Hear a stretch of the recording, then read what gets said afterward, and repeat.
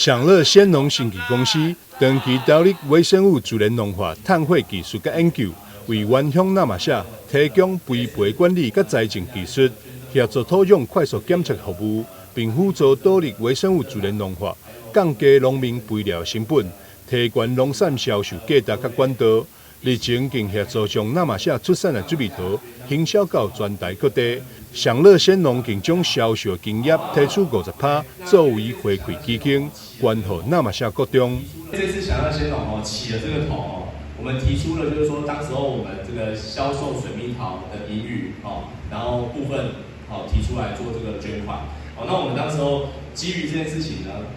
我们在这个水蜜桃的辅导过程中，其实我们看到了我们的农民他在于这个所谓的种植的知识比较匮乏然后还有一些他们对于未来生活的一个迷茫那其实我们就觉得说，这件事情应该要有一点有人出来做那但是我要影响长辈很困难，但是呢，我如果从基层扎根，从教育开始着手，变得我比较好着手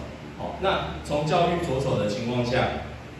农业这件事情其实它有它的通病，包括整个规模的分散，然后还有我们运输成本很高，在那玛夏来讲，这个是运输成本非常的高然后还有整个像销售渠道非常单一这都是我们在那玛夏在辅导农业过程中遇到很深刻的问题非常感谢我们享乐鲜农公司跟我们安平福伦社还有我们一些赞助单位来参加这一次的捐赠的活动。那我们那玛夏国中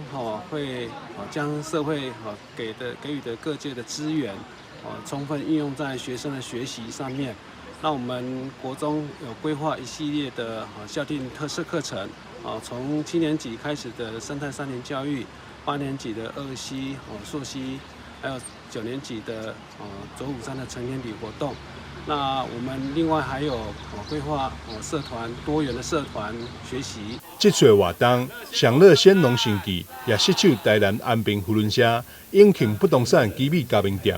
耀美妍美艺诊所等一同捐款，予高雄市那玛夏国中1万，望会当为那玛夏学生提供更多教育资源甲机会。记者张世维采访报道。